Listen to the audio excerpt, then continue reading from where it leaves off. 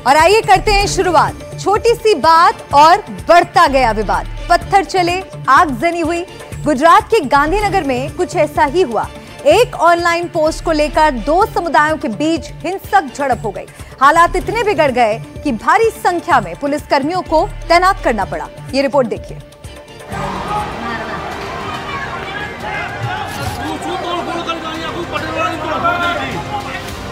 मामूली विवाद, भड़का तनाव।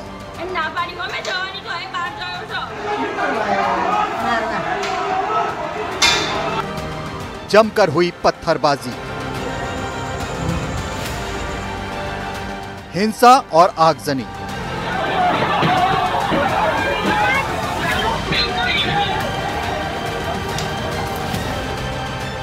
गाड़ियों में तोड़फोड़।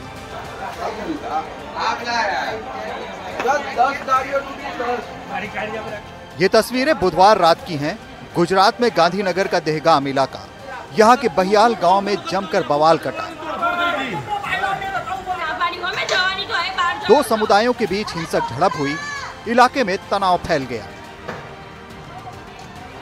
एक दूसरे पर पत्थर मारे गए। दुकानों में तोड़फोड़ की गई, आग लगा दी गई। इस हिंसा के बाद इस गांव में क्या हुआ, उसकी गवाह गुरुवार सुबह की ये तस्वीरें हैं। रात में हिंसा होती है और सुबह उस हिंसा के निशान बिखरे दिखाई देते हैं। दुकान में आग लगने से कितना नुकसान हुआ है ये दिख रहा है। कुछ टूटी गाड़ियां भी दिख रही हैं। पूरे बहियाल गांव में हड़कंप मच गया था। आपको मेरे पीछे जो तस्वीर है वो तस्वीर में दिखा सकता हूं कि आमने सामने की लड़ाई में ये जो पूरा मलबा है वो जला दिया गया। कहीं दुकानों है वो जला दी गई। आपको दृश्य में दिखा दें, ये दुकान है वो जल रही है क्योंकि वो जो आदमी है वो अभी सामान इकट्ठा कर रहा है क्योंकि पूरी दुकान थी, इलेक्ट्रिक की दुकान थी, वो जल गई। आपको और भी दिखा दे क्योंकि तस्वीरें बयां करती है कि जो कल रात को घटना घटी वो घटना कितनी गंभीर थी। लेकिन ये हिंसा भड़की क्यों, इसके पीछे क्या वजह थी, ये आपको बताते हैं। जानकारी के मुताबिक मामला सोशल मीडिया पोस्ट से जुड़ा है, जिसके बाद एक समुदाय के कुछ लोग भड़क गए। इसके बाद झड़प शुरू हुई। दोनों ही समुदाय के लोग आमने सामने आ गए। पथराव होना शुरू हुआ। दुकान में तोड़फोड़ हुई। गाड़ियों को निशाना बनाया गया। गांव में गरबा का आयोजन हो रहा था। पथराव शुरू होने से पंडाल में भी भगदड़ मच गई। इसके बाद पूरे इलाके में तनाव फैल गया। बताया जा रहा है कि हालात को काबू करने पहुंची पुलिस पर भी हमला किया गया, जिसमें पुलिस की गाड़ी को भी नुकसान पहुंचा। जो पूरी वारदात है आप तस्वीर बयां करती है कि जो नुकसान हुआ है काफी बड़ा नुकसान। उसके साथ साथ में जो बता दे कि सामने जो पुलिस की गाड़ी तैनात है वो गाड़ी को भी जो है जो दो जुट है उसने पत्थर मार के भी तोड़ दी गई है क्योंकि आज एक पुलिस की जो गाड़ी है उसको भी जो है क्षति पहुंचाई गई है। जो कह ले गुजरात गवर्नमेंट की जो प्रॉपर्टी होती है उसको भी क्षति पहुंचाई गई है। तनाव को देखते हुए बहियाल गांव में भारी पुलिस बल तैनात किया गया है। पुलिस सीसीटीवी फुटेज और वायरल हो रहे उपद्रव के वीडियो की मदद से उपद्रवियों की पहचान कर रही है और उनके खिलाफ सख्त कार्रवाई शुरू कर दी है। जैसे ही पुलिस को इसके बारे में इंफॉर्मेशन मिला, पुलिस तुरंत ज्यादा से ज्यादा नंबर में स्थान पे पहुंच गई और पूरी स्थिति को काबू करने में आ गया है। अभी तक टोटल 60 से ज्यादा लोगों को राउंड अप किया गया है और बाकी की तपास अभी जारी है। टोटल देखा जाए तो अभी तक 4 जितनी दुकानों में आगजनी की घटना बनी है और अराउंड 4 से 5 गाड़ियों में को भी नुकसान हुआ है। देखिए अभी ये पूरा प्रोसेस जारी है और FIR भी रजिस्टर हो रही है। पूरी तपास अभी जारी है। आगे की इंफॉर्मेशन आपको फर्दर मिलेगी। इलाके में शांति बनाए रखने के लिए पुलिस का काफिला तैनात है और हालात पर कड़ी नजर रखी जा रही है। अब तक करीब 60 लोगों को हिरासत में भी लिया गया है।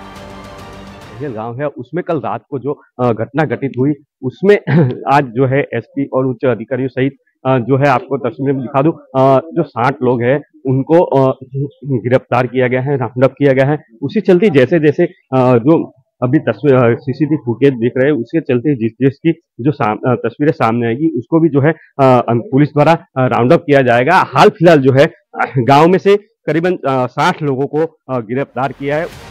बुधवार रात हुई हिंसा के बाद गुरुवार सुबह गांव में शांति है, लेकिन तनाव जारी है। पुलिस हालात को काबू करने की कोशिश कर रही है। गांव में शांति बनाए रखने के लिए ठोस कदम उठाए जा रहे हैं। स्थानीय लोग इस घटना से काफी चिंता में हैं। सवाल बड़ा यही है कि कैसे एक छोटे से विवाद पर ऐसे हिंसा भड़क जाती है। गांधीनगर से देवांग आचार्य के साथ ब्यूरो रिपोर्ट। और आइए खबरों में आगे बढ़ते हैं। उत्तर प्रदेश में आई लव मोहम्मद और आई लव महादेव के पोस्टर्स को लेकर एक नया विवाद खड़ा हो गया है। कानपुर से शुरू हुआ ये मामला अब वाराणसी तक पहुंच गया है, जहां संतों ने आई लव महादेव के पोस्टर लगाकर आई लव मोहम्मद के पोस्टर्स का जवाब दिया है।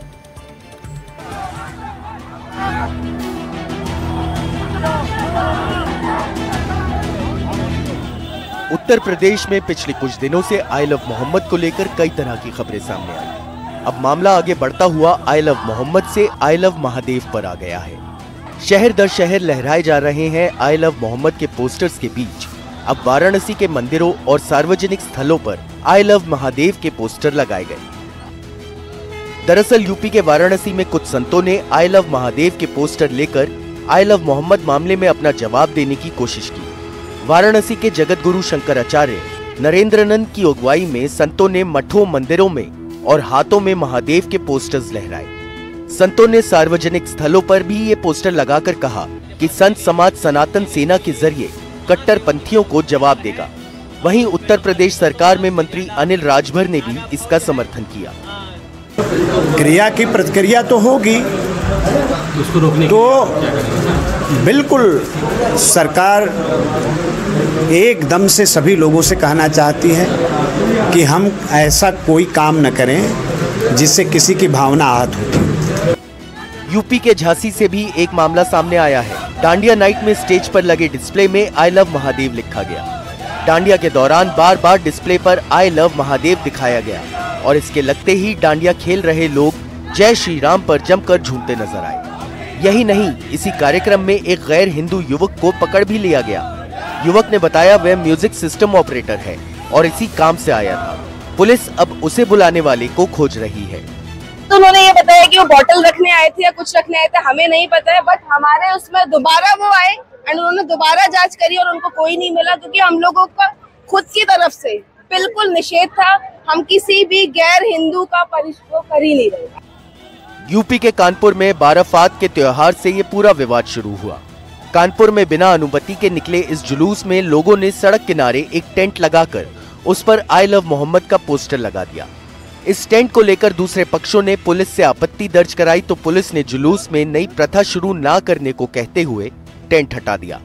अब टेंट हटा तो पोस्टर भी हट गया। पुलिस के टेंट हटवाने की कार्रवाई से जुलूस में शामिल लोग नाराज हो गए।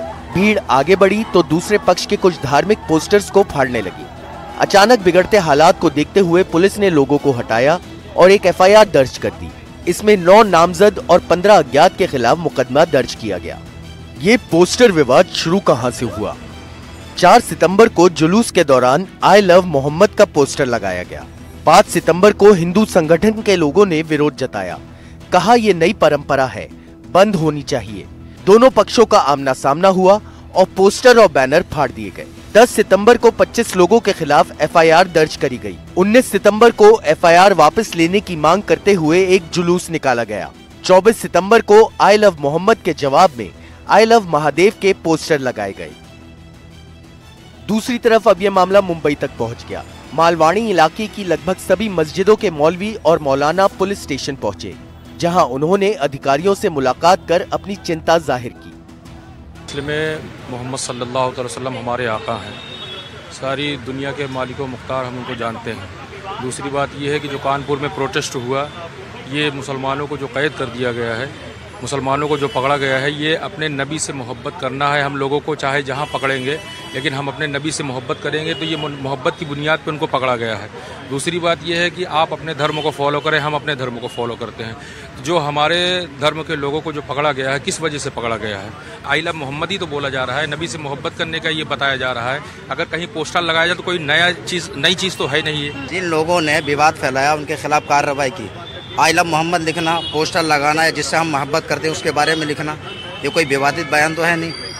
तो जब उन्होंने इस तरह से एफआईआर की, पुलिस ने एफआईआर लेकर के उनको गिरफ्तार किया, वो जब बार बार ये ट्रेंड करने लगा आई लव मोहम्मद, तो उन्होंने अपने बयान को बदल दिया कि इन्होंने दूसरे रूट से जुलूस निकाला, इसके लिए जो है हमने इन पर कार्रवाई की है। पोस्टर को लेकर जब 4 सितंबर को ये विवाद हुआ तो उसके बाद माहौल सामान्य हो रहा था, लेकिन राजनीतिक बयानबाजी ने माहौल को गर्म कर दिया। नतीजा ये हुआ कि कानपुर से निकला विवाद यूपी के कई शहरों में फैल गया। इसके बाद इसका असर राजस्थान, मध्य प्रदेश, उत्तराखंड, महाराष्ट्र समेत कुछ और राज्यों में दिखाई दिया। कुछ शहरों में तो इस मुद्दे पर प्रदर्शन के दौरान हिंसा भी हुई। वहीं वाराणसी में संतों ने आई लव महादेव के पोस्टर लहराए। आई लव मोहम्मद देश के सैकड़ों जगहों पर जुलूस निकालकर एक तरह से समाज में भय उत्पन्न करना चाहता है, सरकारों को डराना चाहता है, अपनी शक्ति प्रदर्शन करना चाहता है। तो ये 100 करोड़ सनातनी हैं जो किसी भी स्थिति में झुकने वाले नहीं हैं, जिसमें 70 करोड़ बिल्कुल सशक्त हैं, देशभक्त हैं, देश की एकता अखंडता के लिए मर मिटने के लिए तैयार हैं। जिसमें हमारे 5 करोड़ साधु संत हैं, 7 अखाड़े के फौज है और खड़ दर्शन के ऐसे 10 करोड़ साधु संत हैं देश की एकता अखंडता चमन के लिए। मोहम्मद के पोस्टर को लेकर जारी विवाद और राजनीतिक बयानबाजी के बीच वाराणसी में 25 सितंबर को संतों ने पोस्टर का जवाब पोस्टर से दिया और आई लव महादेव के पोस्टर लेकर मंदिरों, मठों और सार्वजनिक जगहों पर लगा दिए। देखना होगा पोस्टर बनाम पोस्टर की ये लड़ाई अब थम जाएगी या इसे और ज्यादा तूल पकड़ाने की कवायद बढ़ती ही जाएगी। Bureau report, NDTV India. और आइए आगे बढ़ते हैं। केंद्र शासित प्रदेश लद्दाख को पूर्ण राज्य का दर्जा देने की मांग को लेकर लेह में बुधवार को हिंसक प्रदर्शन हुआ। प्रदर्शन के दौरान छात्रों ने पुलिस पर पत्थरबाजी की, आगजनी की। लद्दाख में हिंसा के बाद वहां हालात तनावपूर्ण बने हुए हैं। इस हिंसा में अब तक 4 लोगों की मौत हो चुकी है। सीआरपीएफ की 4 कंपनियां और भेजी गई हैं।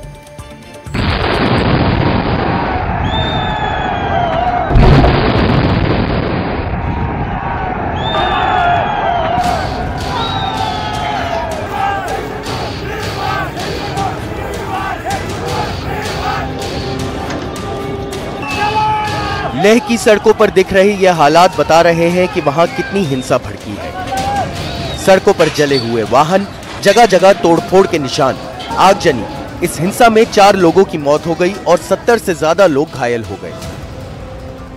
गुस्साई भीड़ ने बीजेपी कार्यालय और लद्दाख हिल काउंसिल सचिवालय को आग के हवाले कर दिया। लेह में हम उस जगह पर हैं जहां पर बीजेपी हेडक्वार्टर है और यहीं पर हिंसक प्रदर्शकों ने पूरी तरीके से जो है आगजनी कर दी थी, चीज़ों को तोड़ दिया था। आप देख सकते हैं ये सीआरपीएफ और लद्दाख पुलिस की एक गाड़ी है जो अर्धसैनिक बल जो है इस्तेमाल करते हैं, लेकिन उसको पूरी तरीके से क्षतिग्रस्त कर दिया गया है, तोड़ दिया गया है और आगजनी यहीं से शुरुआत हुई थी। आप देख सकते हैं ये गाड़ियाँ, 3 गाड़ियाँ यहाँ पर खड़ी हुई हैं, पूरी तरीके से ख़त्म, पूरी तरीके से कोई रिपेयर करने की कोई गुंजाइश नहीं है इनकी। और अभी जैसे कि मैंने कहा कि आईटीबीपी और सीआरपीएफ के सुरक्षा बल यहाँ पर लगे हुए हैं, लेकिन उसी के साथ ये मेरे सामने बीजेपी का हेडक्वार्टर है यहाँ लेह पे और पूरी तरीके से क्षतिग्रस्त। यहाँ पर जो खिड़कियाँ हैं, विंडोज़ हैं, पूरी तरीके से टूटी हुई हैं। ये लोकल लद्दाखी जो आर्किटेक्चर है उससे यहाँ पर बनाया गया था, लेकिन अभी आप देखिए लकड़ी का जो ये काम है पूरा काला पड़ गया है क्योंकि यहाँ पर कल आगजनी हुई थी अंदर भी और बाहर भी, और पूरी तरीके से ये इमारत जो है अब ख़राब हो गई है। इसको रिपेयर करने में बहुत जो है समय भी लगेगा और पैसे भी लगेंगे। लेकिन आगे थोड़ा सा अगर हम चलें तो आप देखिए यहाँ पर फर्नीचर जो है बिखरा पड़ा है, टूटा पड़ा है, खिड़कियाँ टूटी पड़ी हैं, उनका कांच नीचे पड़ा हुआ है, लेकिन बाकी सब चीज़ें जो है पूरी तरीके से जली हुई हैं। ये एक कुर्सी के ऊपर आप बीजेपी का एक ये फ्लैग देख सकते हैं, लेकिन उसी के साथ अगर मैं आपको दिखाऊं इस हॉल के अंदर क्या मंजर है। ये हॉल जो है पूरी तरीके से टूटा हुआ है, अभी भी ये महक आ रही है जलने की, लेकिन अंदर आप देख सकते हैं यहाँ पर कुर्सियाँ होंगी, फर्नीचर होगा, पोडियम होगा जहाँ पर प्रेस कॉन्फ्रेंसेज या मीटिंग्स, यहाँ पर कॉन्फ्रेंस ऑर्गेनाइज होती थी बीजेपी हेडक्वार्टर के अंदर, लेकिन पूरी तरीके से क्षतिग्रस्त, पूरी तरीके से ये जो है खत्म कर दिया गया है। इस हिंसा के बाद जलवायु कार्यकर्ता सोनम वांगचुक ने अपना अनशन खत्म कर दिया। वो 35 दिनों से भूख हड़ताल पे थे और व्यक्तिगत मेरे लिए वहीं लेह प्रशासन ने इस पूरे इलाके में 4 या उससे ज्यादा लोगों को इकट्ठा होने पर प्रतिबंध लगा दिया है। ये जो गाड़ी है इसका पिछला हिस्सा जो पूरा शीशा है पूरी तरीके से चकनाचूर हो गया है, पूरी तरीके से टूट गया है। आप देख सकते हैं कि ये जो जहां मैं खड़ा हूं अभी, ये एक नेशनल हाईवे है और लद्दाख को पूरे भारतवर्ष से जोड़ता है। अगर थोड़ा सा आगे हम चलें, क्योंकि नीचे सड़क पे तो पूरी तरीके से जो है कांच बिखरा पड़ा है। ये एक और गाड़ी यहाँ पर खड़ी हुई है, पूरी तरीके से जो कांच है आप देख सकते हैं तोड़ा हुआ है, और ये आम नागरिकों की गाड़ी है। यहीं पर अनशन जारी था, यहीं पर जो है डिमांड मांगी जा रही थी स्टेटहुड की और 6 शेड्यूल की। नए का वो चौक जो सैलानियों के आकर्षण का केंद्र रहता है, वहाँ फिलहाल सन्नाटा है। पुलिस गश्त कर रही है। पुलिस जो है लद्दाख की लगी हुई है, पहरेदारी कर रही है। साथ ही जो अर्धसैनिक बल हैं वो भी भारी मात्रा में यहाँ पर लाए गए हैं। अभी कर्फ्यू जैसी स्थिति बनी हुई है लेह में, लेकिन कोशिश ये की जा रही है कि यहाँ पर जो सेक्शन 163 लगा हुआ है, जिसमें कहा जाता है कि 4 से ज़्यादा लोग यहाँ पर जो है एकत्रित नहीं हो सकते। और सबसे बड़ी बात ये कि जो हिंसा कल हुई है, वैसी जो है हिंसा या हिंसक प्रदर्शन यहाँ पर नहीं होने दिया जाएगा। लद्दाख हिल काउंसिल सचिवालय में तोड़फोड़ की गई। उसके बाहर खड़ी गाड़ियों को हिंसक भीड़ ने तहस नहस कर दिया। इमारत के अंदर सब कुछ तबाह कर दिया। इस इलाके में अब भी सड़कों पर पत्थर और तोड़फोड़ से जुड़े सामान दिखाई दे रहे हैं। आप देख सकते हैं ये बहुत सारे खिड़कियां यहाँ पर हैं जो पूरी तरीके से टूटी हुई हैं। ये एक मंजर यहाँ पर लद्दाख का। कुछ इमारतें तोड़ी गईं, 4 लोग मारे गए और 70 से ज़्यादा लोग जो है जख्मी हुए। लेकिन क्या मंशा थी इससे पीछे? क्या ये गुस्सा था लोगों में जो पूरी तरीके से बाहर निकल के आ रहा था, या इसमें कोई राजनीतिक षड्यंत्र है? जहां एक तरफ सोनम वांगचुक कह रहे हैं कि ये लोगों की आवाज थी, वहीं बीजेपी ने इस हिंसा के लिए कांग्रेस को जिम्मेदार ठहराया है और इस हिंसक भीड़ में शामिल कांग्रेस पार्षद सेपांग की तस्वीरें दिखाई हैं। मेरे ख्याल से कांग्रेस का ऐसा पकड़ कुछ भी नहीं है लद्दाख में कि उनके वजह से 5000 यूथ बाहर सड़क पे आए। लद्दाख के उपराज्यपाल कविंदर गुप्ता ने एनडीटीवी से बात करते हुए कहा कि ये हिंसा एक साजिश थी और जल्द ही इसमें शामिल सभी लोगों का नाम सामने आ जाएगा।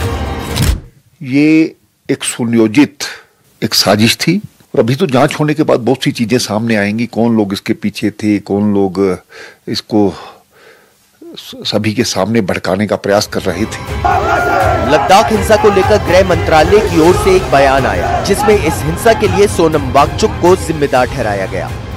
गृह मंत्रालय ने एक बयान में कहा कि कई नेताओं द्वारा भूख हड़ताल खत्म करने का आग्रह करने के बावजूद सोनम वांगचुक ने अनशन जारी रखा और अरब स्प्रिंग स्टाइल में विरोध प्रदर्शन के उत्तेजक बयान दिए।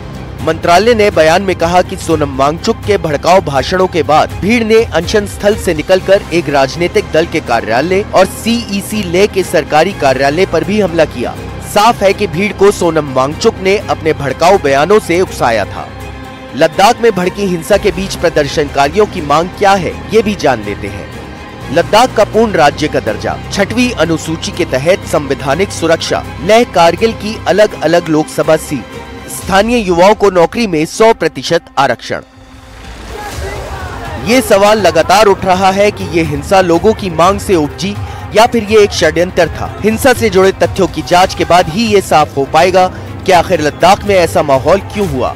लेह लद्दाख से आदित्य राज कौल की रिपोर्ट, एनडीटीवी इंडिया। और अब बात करते हैं मौसम की मार की, जिसकी चपेट में फिलहाल महाराष्ट्र आया हुआ है। महाराष्ट्र के कई जिले बाढ़ से प्रभावित हैं। हालात ये हैं कि लोगों के घर टापू की तरह दिख रहे हैं। जगह जगह बचाव अभियान चलाया जा रहा है।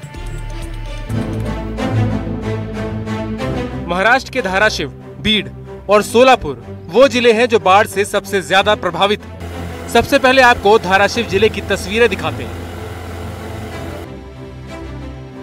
यहाँ मंजारा नदी में बाढ़ की वजह से खेतों को भारी नुकसान हुआ है। सड़कें जलमग्न हो गई हैं, सोलर पैनल टूट गए हैं। ये तस्वीरें सोलापुर की हैं। ये इलाका भी बाढ़ से बुरी तरह प्रभावित है। कई लोग अपने घरों में फंसे हुए हैं। सेना द्वारा बचाव अभियान चलाया जा रहा है। बाढ़ में फंसे लोगों को सुरक्षित जगहों पर पहुंचाया जा रहा है। ये तस्वीरें महाराष्ट्र के बीड जिले की हैं।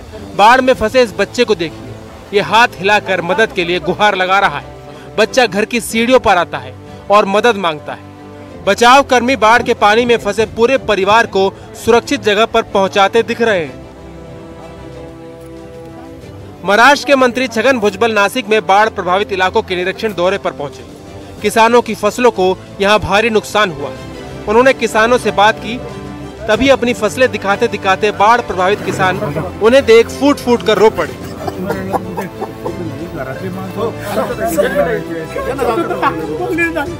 छगन भुजबल ने किसानों को भरोसा दिलाया और कहा कि हम अभी जिंदा हैं, हम आपको बेसहारा नहीं छोड़ेंगे। लातूर में बाढ़ ने किसानों का काफी नुकसान किया, फसलें पूरी तरह बर्बाद हो गई। इस बाढ़ ग्रस्त इलाके में उद्धव ठाकरे पहुंचे और हालात का जायजा लिया। महाराष्ट्र के मराठावाड़ा के कई जिलों में मूसलाधार वर्षा और बाढ़ की वजह से खेती को भारी नुकसान हुआ है। बाढ़ के कारण अब तक 8 लोगों की मौत हो चुकी है, जबकि हजारों हेक्टेयर की फसलें बर्बाद हो गई हैं और सैकड़ों घर तबाह हो गए हैं। इस सबके बीच क्षेत्रीय मौसम विभाग ने महाराष्ट्र के पूर्वी विदर्भ के नागपुर, चंद्रपुर, गढ़चिरौली और पश्चिमी विदर्भ के यवतमाल में भारी बारिश की संभावना जताई है। कि आने वाले 3 दिन जो रहेंगे वो विदर्भ के खासतौर से दक्षिणी जो जिले हैं और जो साउथ ईस्ट सेक्टर्स हैं वहाँ पे भारी से अति भारी बारिश होने की संभावना बनी हुई है। अगर हम बात करें आज के लिए 25 तारीख के लिए, तो विदर्भ के खासतौर पे यवतमाल और चंद्रपुर के लिए ऑरेंज अलर्ट्स रखे गए हैं, क्योंकि यहाँ पे ऐसी संभावना जताई जा रही है कि जो रेनफॉल्स रहेंगे वो 12 सेंटीमीटर या उससे अधिक हो सकते हैं। और साथ ही साथ कुछ जगहों पे, इन स्थानों पे तेज गरज चमक और तेज हवाएं जिसकी रफ्तार 40 से 50 किलोमीटर हो सकती है। मौसम विभाग के इस अनुमान से महाराष्ट्र के कुछ इलाकों के लिए चिंता पैदा हो गई है। अगर जोरदार बारिश हुई तो ये इलाके भी बाढ़ की चपेट में आ सकते हैं। फिलहाल बाढ़ ग्रस्त इलाकों में सेना, एनडीआरएफ और दमकल की टीमें बचाव कार्य में जुटी हैं, ताकि लोगों को सुरक्षित जगहों पर पहुंचाया जा सके। Bureau report, NDTV India. देख रहा है इंडिया में खबरें और भी हैं, आप कहीं मत जाइए, बने रहिए हमारे साथ। शाम 5 बजे आपको दिखाएंगे बाबा का डर्टी वीडियो। देखते रहिए, देख रहा है इंडिया।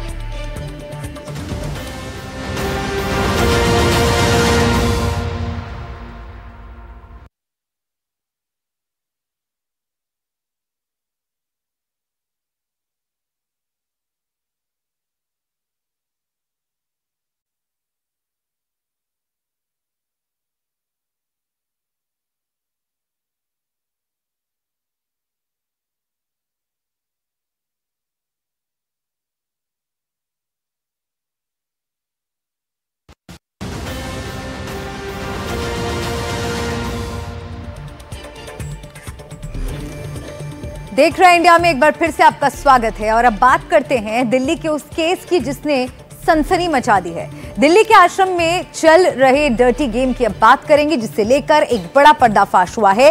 पुलिस स्वामी चैतन्यानंद को गिरफ्तार करने के लिए उसके अलग अलग ठिकानों पर छापेमारी कर रही है, लेकिन जैसे जैसे जांच आगे चल रही है, आगे बढ़ रही है, नई बातें सामने आ रही हैं। बताया जा रहा है कि मठ और हॉस्टल के बाहर कैमरे लगाए गए थे, जिसका एक्सेस बाबा के मोबाइल पर था। यह भी कहा जा रहा है कि भेष बदलकर बाबा गिरफ्तारी से बच रहा है।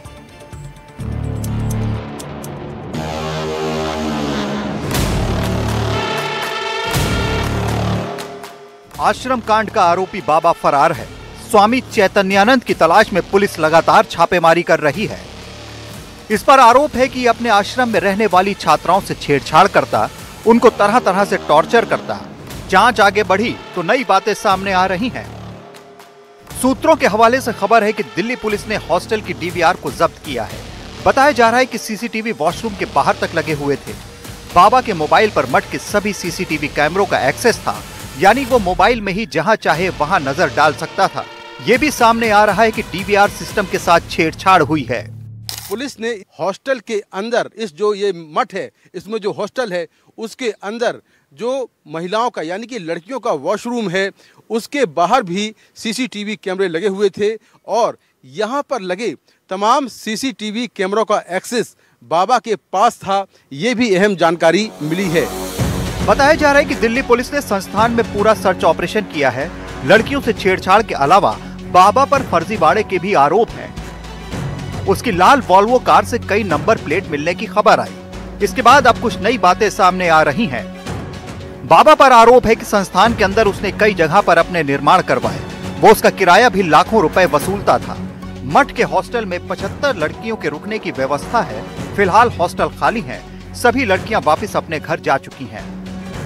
जांच में यह भी सामने आ रहा है कि चैतन्यानंद ने न सिर्फ छात्राओं का शोषण किया, बल्कि संस्थान की प्रॉपर्टी पर भी कब्जा कर उसे प्राइवेट कंपनियों को किराए पर दिया। इसी पैसों से उसने लग्जरी गाड़ियां खरीदी, बाबा की तलाश में दिल्ली पुलिस लगातार छापेमारी कर रही है। ये भी कहा जा रहा है कि भेष बदलकर गिरफ्तारी से बच रहा है स्वामी चैतन्यानंद। कहा जा रहा है कि बाबा गिरफ्तारी से बचने के लिए हर बार नया रूप धर रहा है। शक है कि वो न मोबाइल चला रहा है, न किसी इलेक्ट्रॉनिक गैजेट का इस्तेमाल कर रहा है। पुलिस के मुताबिक बाबा लगातार अपनी लोकेशन चेंज कर रहा है और भेष बदलकर अलग अलग इलाकों में जा रहा है। पुलिस के मुताबिक शक इस बात का है कि बाबा छिपने के दौरान कहीं भी डिजिटल डिवाइस या मोबाइल का इस्तेमाल नहीं कर रहा है, इसीलिए उसको ट्रैक करना मुश्किल हो रहा है। ये सामने आ रहा है कि कई साल से बाबा का ये खेल जारी था। धीरे धीरे इसकी कुंडली खुलती गई। चैतन्यानंद की काली दुनिया को लोगों के सामने लाने में आश्रम की एक पूर्व छात्रा और इंडियन एयरफोर्स के ग्रुप कैप्टन ने अहम भूमिका निभाई। ये सनसनीखेज मामला ही तब सामने आया जब एक पूर्व छात्रा का पत्र और भारतीय वायुसेना के ग्रुप कैप्टन का ईमेल दोनों ही संस्थान को कुछ दिनों के अंदर हासिल हुए। 19 जुलाई 2025 को मठ की तरफ से बाबा पर वसंत कुंज थाने में धोखाधड़ी की शिकायत दी गई। 23 जुलाई को पुलिस ने बाबा के खिलाफ केस दर्ज किया।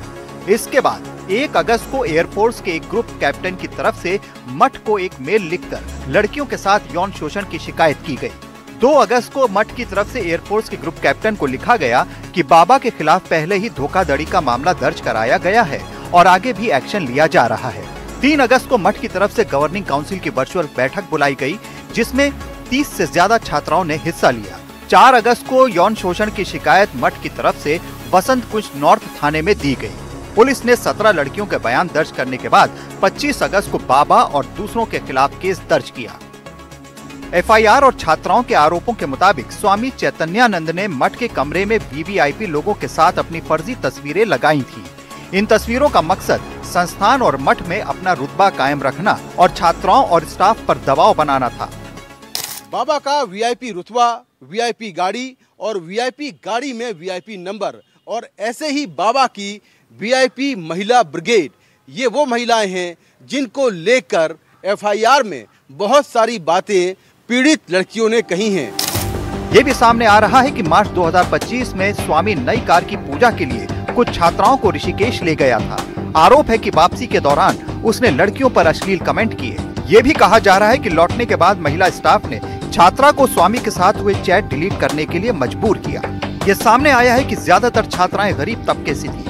उनकी आर्थिक और पारिवारिक स्थिति कमजोर है, इसलिए वो मजबूरी में चुप रही। लेकिन अब इस बाबा की पोल खुल चुकी है। दिल्ली में मुकेश सिंह सेंगर, एनडीटीवी इंडिया।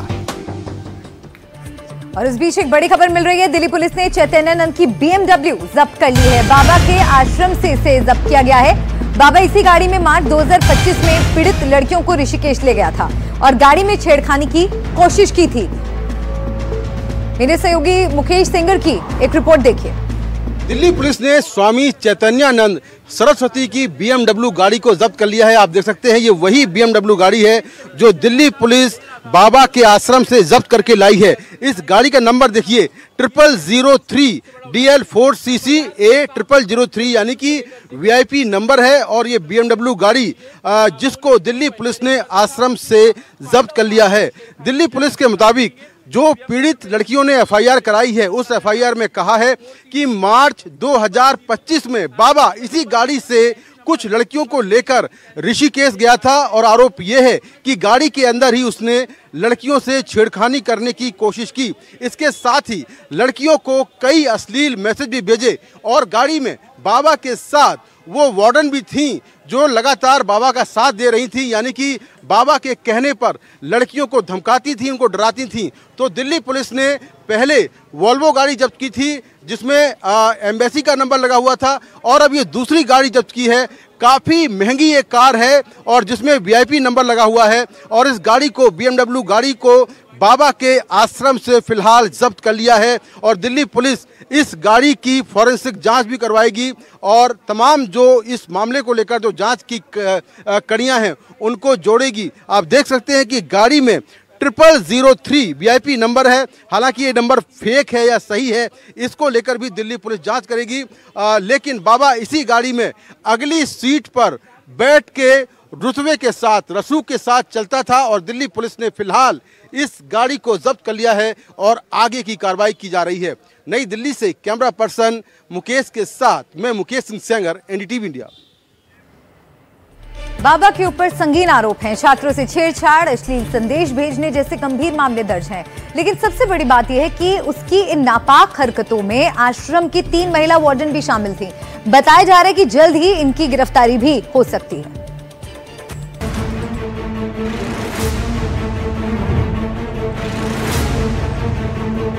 दिल्ली के एक नामी आश्रम में छात्राओं के साथ गंदा खेल खेलने वाला बाबा, जो अपने आप को स्वामी चैतन्यानंद कहता है, वो फिलहाल फरार है। दिल्ली पुलिस की कई टीमें इस बाबा को गिरफ्तार करने के लिए जगह जगह छापेमारी कर रही हैं। लेकिन इस जांच में कई और बातें सामने आ रही हैं जो बेहद सनसनीखेज हैं।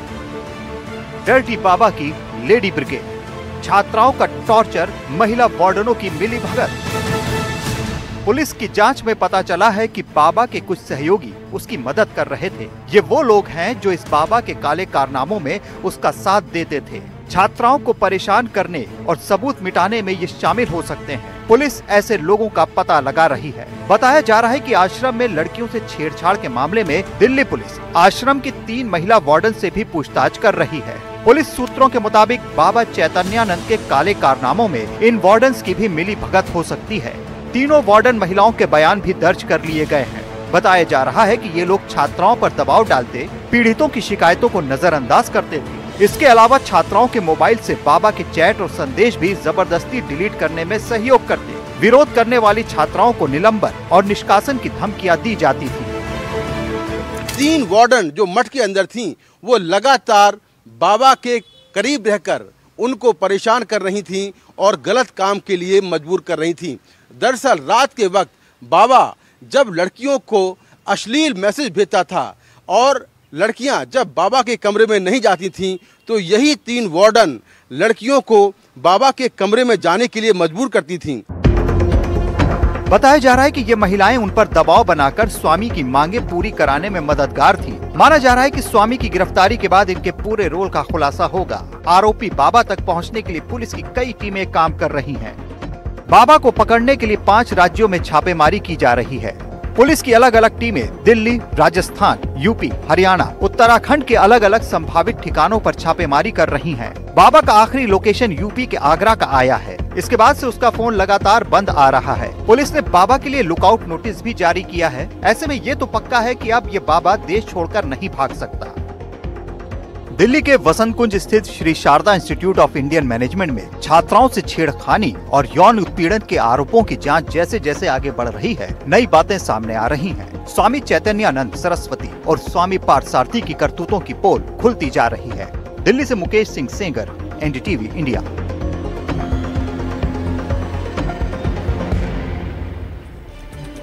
एक और बड़ी खबर आपको बता दें, पहली बार बाबा के खिलाफ स्थानीय लोग आए हैं। उन्होंने बताया कि आश्रम में एक तहखाना है जहां बाबा बैठता था। आश्रम में पढ़ने वाली लड़कियां डरी हुई रहती थीं और बाबा उन लड़कियों के साथ गलत काम करता था। इसके अलावा ये भी खुलासा हुआ है कि बाबा ने अपनी पूर्व सेक्रेटरी को अपने जाल में फंसाया और पूर्व सेक्रेटरी के पति को मुकदमे में फंसाने की कोशिश भी की। तो बाबा को लेकर अब स्थानीय लोगों ने भी कई खुलासे किए हैं। स्थानीय लोग भी आगे आए हैं। आश्रम में पढ़ने वाली लड़कियां डरती थीं। स्थानीय लोगों का ये कहना है बाबा लड़कियों के साथ गलत काम करता था। तो स्थानीय लोग भी अब इस मामले में आगे आए हैं और उन्होंने ये जानकारियां दी हैं। अपनी पूर्व सेक्रेटरी को भी अपने जाल में फंसाया, पूर्व सेक्रेटरी के पति को फंसाने की साजिश रची। मेरे साथ आरएस खटाना हैं जो कि यहीं बसंत कुंज के रहने वाले हैं, लोकल के हैं और बाबा के बारे में ये बहुत कुछ जानते हैं। जी, क्या कुछ बता रहे थे आप बाबा के बारे में? भाई बाबा के बारे में तो बस जब से ये गलत काम हो रहे थे, ये है। जैसे पहले इसकी कोई जनरल सेक्रेटरी होती थी यहाँ, और वो रहती थी C9 बसंत कुंज में, और उसका हस्बैंड RK पुरम में कहीं गवर्नमेंट जॉब करता था। तो वो बना रखी थी अपनी पर्सनल सेक्रेटरी। तो नमस्कार जी, उसके हस्बैंड को पता लगा कि यार मेरी बीवी कुछ गलत हो रहा है। उसने कहा तू नौकरी छोड़ दे। वो चुंगल में आ गई, नौकरी छोड़ने के लिए तैयार नहीं। उसकी तनख्वाह बढ़ा दी 2.5 लाख रुपए पर मंथ, जो कि पहले मिलते थे उसको 50-60 हज़ार। तो उसके हस्बैंड से बात हुई। उन्होंने कहा जी कहानी ये है कि मेरी ठीक है बीवी यहाँ जॉब करती थी, लेकिन वो गलत चुंगल में आ गई है स्वामी जी के में। मैं वहाँ नौकरी नहीं करने जाऊँ, नौकरी छुड़ाना चाहता हूँ। तो अब ये बोला ये भी नौकरी नहीं छोड़ना चाहती। फिर उसने क्या किया, हमने उसको गाइड किया, मैंने कि भैया तू अपने बच्चों को यहाँ से ले जा, ये ऐसे नहीं मानेगी। फिर वो अपने बच्चों को, बीवी को रात के 12 बजे उठा ले गया, अब जहाँ का भी था। फिर उसने क्या किया, इसने उसको सील कर दिया फ्लैट को कि मेरे में मेरी फाइल रखी थी वहाँ, मेरा इतना सामान था। बेचारे पे चोरी का आरोप लगा दिया उसने। भूपेन जी, क्या कुछ देखा था आपने और क्या एक्टिविटी थी यहाँ की? उस टाइम भी जो एक्टिविटी होती थी, जो ये स्वामी जी अपने आप को बोलते थे, उनसे लोग डरते थे। उनके स्वभाव से उनका जो आचरण था वो मतलब बहुत गंदा था उस टाइम भी। पर ये उस टाइम से मतलब लोगों का मतलब अपने आप को कांटेक्ट करते हुए आगे बड़ी बड़े लोगों से कांटेक्ट रखते थे, तो लोगों को मतलब डरा धमका के रखते थे। यहाँ पे जो विक्टिम लड़कियां हैं या जो जिन लड़कियों के साथ बाबा ने छेड़खानी की, उनसे कभी बात हो पाई? नहीं, मेरी कभी उनसे बात नहीं हो पाई। पर यहाँ से हम निकलते थे तो लोग सहमे मतलब दिखते थे यहाँ से, जो भी हम देखते थे आसपास में। कभी हम उनसे बात, क्योंकि यहाँ पे इतनी सिक्योरिटी हाई रहती है, तो यहाँ पे बंदा ऐसा लगता था डर के मारे कुछ बात नहीं कर पाता था। और ये खबर पुणे से है। पुणे की सड़क पर खेल रही एक 5 साल की मासूम बच्ची आवारा कुत्तों के हमले का शिकार हो गई। कुत्तों ने उसे बुरी तरह नोचा और उसे घसीटने की भी कोशिश की। सही समय पर एक स्कूटी सवार शख्स ने बहादुरी दिखाते हुए बच्ची की जान बचा ली। महाराष्ट्र के पुणे में एक दिल दहला देने वाला मामला सामने आया है। कुत्तों के झुंड ने 5 साल की बच्ची पर हमला कर दिया। बच्ची सड़क पर खेल रही थी कि तभी कुछ आवारा कुत्ते आए और बच्ची पर टूट पड़े। सड़क पर 2 बच्चियां खेल रही थी। एक ने कुत्तों को आते देखा तो वो भाग गई, लेकिन दूसरी बच्ची बहुत छोटी थी। उसे समझ नहीं आया कि खतरा उसकी तरफ बढ़ रहा है, और जब तक वो खुद को संभाल पाती, आवारा कुत्तों ने उस पर हमला बोल दिया। कुत्तों ने न सिर्फ बच्ची को काटा बल्कि उसको गिराकर घसीटने की भी कोशिश की, लेकिन एक स्कूटी सवार ने आकर कुत्तों को भगा दिया।